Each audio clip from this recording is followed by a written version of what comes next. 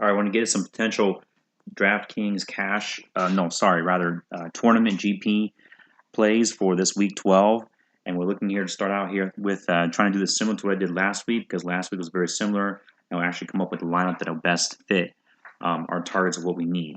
For suggestions, as maybe after you evaluate, you can also go basically to the home page of the draft dashboard, and then you just go to the week 12 picks of the week to see who the target picks. These are very good, specifically for tournament DraftKings lineups. And keep in mind with DraftKings, you can switch out guys and figure out, like, if you got a top tier running back, for example, that maybe it's kind of hurt or cannot play. For example, Melvin Gordon, and you need to put Eckler in. You just leave out another spot so you can upgrade another wide receiver position, and then you can go ahead and get yourself upgraded in the 4 p.m. time slot. So just another tip to keep in mind, when you set these lineups, is that you can change them on DraftKings for tournaments or even cash if you want. So you're looking at targets for this week, on DraftKings.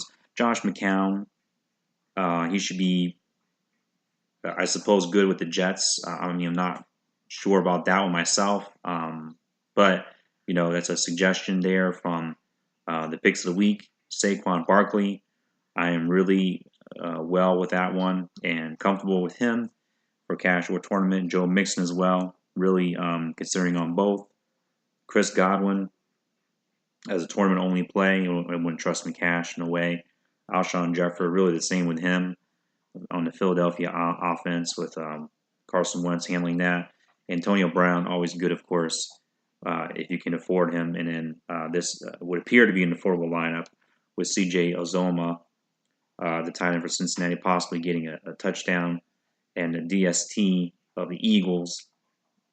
As we can see, this is also would be a lower owned, probably very low owned option on the defense as well as at quarterback. But let's see what we can actually come up with on our end here as far as the stacks. My players already watch for cash, so we're going to look at here. There's other pro player pools you can look at. But we're going to try to go position by position, specifically seeing what we can come up with as far as good matchups, and taking that in terms of your possible lower owned stacks. So taking it by the number one defense in terms of giving it up to opposing quarterbacks, Tampa Bay. Second most, Cincinnati. Not the third, not the fourth, but the fifth. Sorry, the sixth. Yeah, the sixth most in terms of giving that up to the quarterback. Interestingly, Eli Manning versus the Philadelphia defense. So obviously, if you go Philadelphia defense, for whatever reason decide to do that, you don't want to go with Eli Manning, and remember that as well. And also you could go with possibly Russell Wilson, and then brought out McCown. So we can probably go ahead and watch all these players, as we will go ahead and do, and see what happens with our lineup potentially. We can also throw in Winston in there, which is a very good. He'll be doing very good as well. Hopefully, if he doesn't get benched. Now, running backs. This is how I look to add players to our pool on top of cash games. Don't take out the cash players from your pool. That's not necessary. All it does, it gives you more options, more players, which will give you more lineups that you can actually make in tournament if you desire. I don't make a lot of tournament lineups because I try to keep it down to 10% of my total cash, bankroll, and that's my suggestion. But looking at Nick Chubb, actually I would play him in cash as well. We can include Duke. All right, we can include to look at Austin Eckler probably. Of course, Marlon Mack. These two guys here potentially. Let's take a look at their upside. High of 23.8 for Wilkins, a high of 9. We could throw in Hines. Why not? Because of the matchup. Alex Collins. I don't know how his health He's likely to take the field. Okay, we can check that here, of course, as well. And so we can include him. Of course, got Edwards. He's the guy this week everybody's looking to. Surprised he only had 19.5 last week. Seemed like he would have had more. We're going to make sure Mixon is included in there. Gio, I don't think he has the floor at this point. Breida, of course, certainly has a nice floor. We can look at cashing in on, as well as we can look at Josh Adams. As long as they don't fade him from the game plan, hopefully not, then you're looking at Smallwood, potentially, whose floor is not that high anyway. Then we got James Conner already watched, and that's probably about, well, we don't want to disclude. Oh, we got to switch this over to DraftKings here, as this will be similar. Okay, as I forgot to do that, you got to switch from one to the other here, up in the upper right, and then make sure to go back to. I don't see that changing though in terms of the matchups. The defensive slack and giving it up to these tournament potential plays. All right, so let's see where we were. I wanted to make sure we got Fournette at that price. He's looking very good. I believe in where are we at here?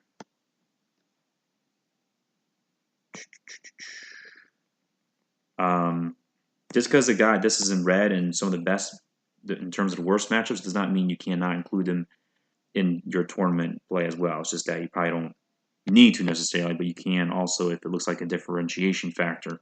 In fact, we're going to look at that in a minute. Okay, so we needed to watch Fournette as possible in the 6,000 range, good price, possible stack with the Jags D if we can get that. All right, I don't know what to do with these New England backs. I'm not going to touch them. All right, wide receiver. Same thing. Just to round out our lineups.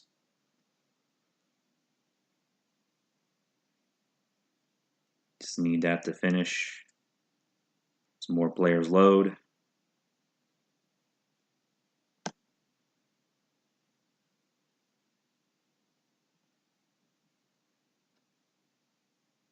So I'm just basically going through to see who I like. Of course, Shepard. I do like him a lot with his matchup here.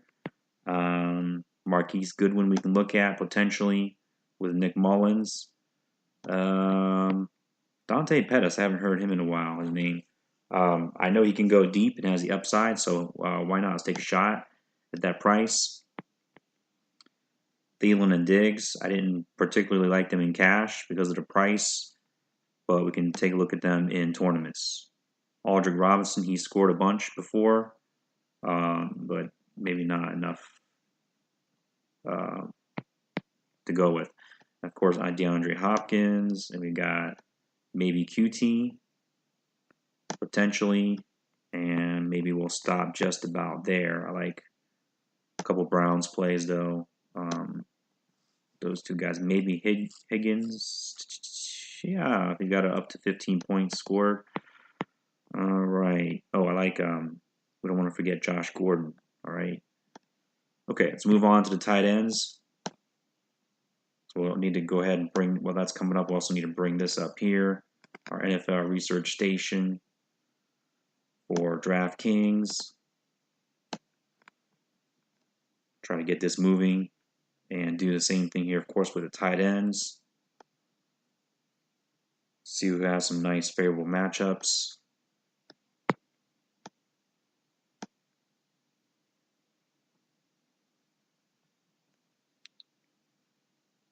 Nick Van Nett for Seattle. Heck, why not? Well, that depends on which guy's getting a better snap percentage. At least I don't know if that's changed recently or not. I mean, we could take a flyer on, Van Nett or pump play. Kittle we have already got watched. Herndon I like a lot for the Jets. We already got him watched. Good. Not really anybody else here particularly that I like them. But we can get Vance McDonald in here on the action. We're excluding Jesse James. We position him with an X. That's fine with me. All right, so looking at here now, we're going to have this info up here on the DFS Army, particularly, the NFL Domination Station, because that'll give us the data in terms of really more specifically the ownership that we want to look at, make sure there's a lack of ownership for certain plays and differentiate. What my goal is to try to get in the top 10 of the Millie Maker main slate on DraftKings. So we can look at that main on DraftKings. We can include all the games, okay? And we just start looking at what we need there. But let's go ahead and get ourselves a lineup to start with and see what happens. Out of 55 possible plays, an initial lineup here that we can look to generate. And maybe while that's going here, I could get my DFS domination station higher owned plays in if this will come up, please. Just be patient with this. It took a little while last time as well because of all the data that's going into this, the algorithms and the analysis that this system must take into account. So it gives us here, let's be thinking of the game scenarios as well as we, in addition to this, the Nick Mullins play with him. There's he's stacked with on his same team, so I want to think about that. Try to stack him with somebody, but we've got Mac, Connor, very good plays, the running backs, Thielen. So we've got Gordon, Snead, and the Bills defense versus Jacksonville. I like that play a lot. I know, if I'm not mistaken, Jacksonville is one of the, if not the worst team in terms of turning the ball over, so that's pretty good for a value play as well. And let's say we don't care for Snead's upside so much. We're going to take into account one of those San Francisco wide receivers, if we can find one that we can afford. Let's say, where's that dude at? Pettis. How much was he? I don't remember. Let's see. I know he was in the lower three. There he is. So I'm kind of liking that for some reason. So then we got left over, though, just $200, which is fine. As we know, Thielen as a flex can always give us a good result and even get us a couple tutties in a game versus Green Bay possibly. And then, I really like Edelman still, even, for cash and tournaments. But as far as anything else we could do, we could put a Tampa Bay receiver on the other side of the stack and try to get us somebody that will take advantage of that possibly. Could think about doing that, but this will just give you the general idea of the lineup for now. As I'm going to come back. Well, let me see if this will come up now. Let's see. Okay, we had to select the slate, the main, and see if we can differentiate some of these plays here. As I did promise you that I would do that before I leave here. Let's see. Obviously, guys like Mullins and Pettis are probably low owned, considering that. Let's see. Where are we at? So we just have to wait a few minutes. Hopefully not a few minutes, not that long for Domination Station. I know I wouldn't want to wait that long for it. Still trying to get it to come up. I guess every time I go away from it, it's resetting in some sense here. So let's just hold on here and try to remember the players we had up, such as Edelman, Herndon at tight end, Mullins, Pettis, Thielen possibly for the flex, the way that worked out, Bills defense, and look at some plays here, which could be different. So that was a large determining factor in a lot of research done that other people have done as well. In fact, in this system here, DFS Army, they found that to be true. As long as you go underweight on majority of your plays, that you can possibly hit a top 10 in a very large tournament. Okay, main. We just need this to finish processing here. A lot of data, as I said, which is a good thing.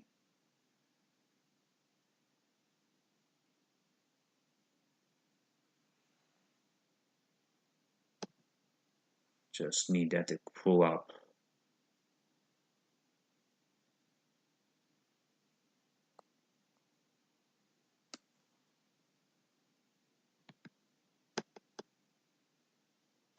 So I'll give one more shot here. Oh, here we go.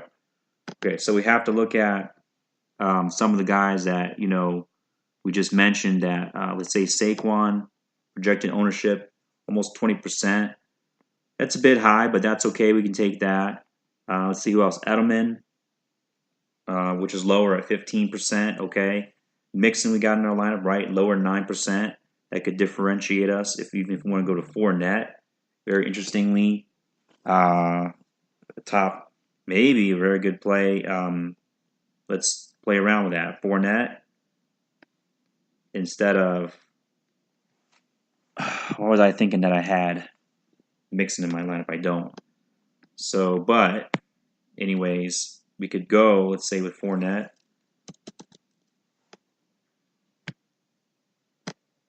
Let's just put him in here instead of, let's say, Connor. Actually, we need to compare, right, to see who's projected a higher ownership. Let's see. Connor. Got to find Connor. I would think he's, oh, here he is. Projected at 12, right. So we just differentiated ourselves from the field right there.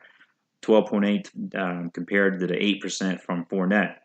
But that gives us some salary room to play with if we want, $300. I don't think we'll be able to afford to stack the oh, we can. And wow, the Jacksonville defense. Aha. Even though the Bills defense looked good, didn't it? So we've got some tough decision there. And it gives us a lot more money to play with, so maybe we will go with Jacksonville. All right, let's see. Who could we upgrade with maybe some more? Mack has a lot of upside. Gordon has a decent amount of upside. Edelman, but they got those guys on the same team, so maybe we'll decide maybe differentiate ourselves there from that team. Let's see. Edelman, like we said, 15%. Let's try to find Gordon, looking at 9%. Let's say we choose him. Get Edelman out of there. Get somebody else that could give us a high floor, such as the perfect example, Devontae Adams. So if we got Devontae Adams along with Thielen in our lineup, Josh Gordon, a potential superstar maybe of the week, with our flyer on or punt play of Pettis along with Mullins, we'll be in the winnings.